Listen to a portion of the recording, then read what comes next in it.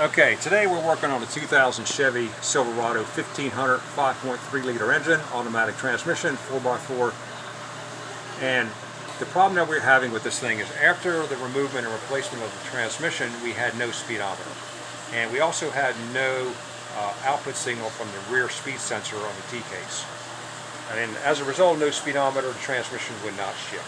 And it would not store any codes because basically the PCM doesn't see a speed signal, therefore thinks the vehicle's not moving, so it doesn't command shift solenoid to fire and shift the transmission.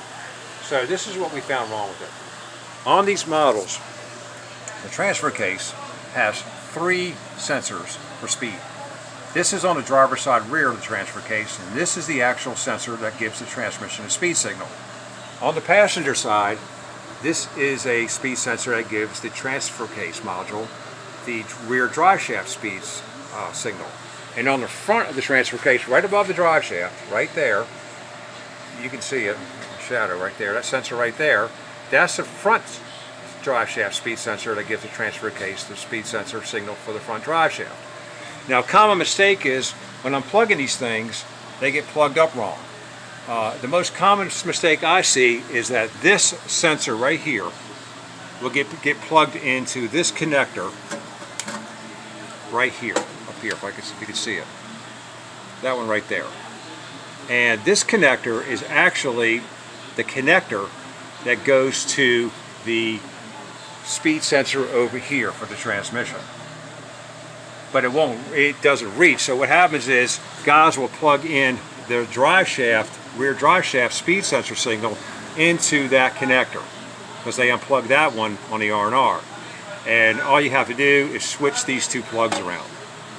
You switch that plug with that plug right there, and it fixes the speed sensor signal for the drive shaft to the transfer case module and also to the transmission module. And just to let you know what's going on with these things is when they're using a wire harness, basically for the PCM, that will plug into a 2-wheel drive unit.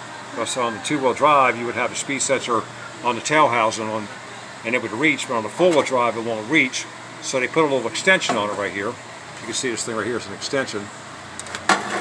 And that gets it to the speed sensor on the transfer case. So if you have this problem, try switching these 2 plugs right here around, that one with that one. Just reverse them. See if that fixes it. Thanks for watching. Like, subscribe, and have a great day.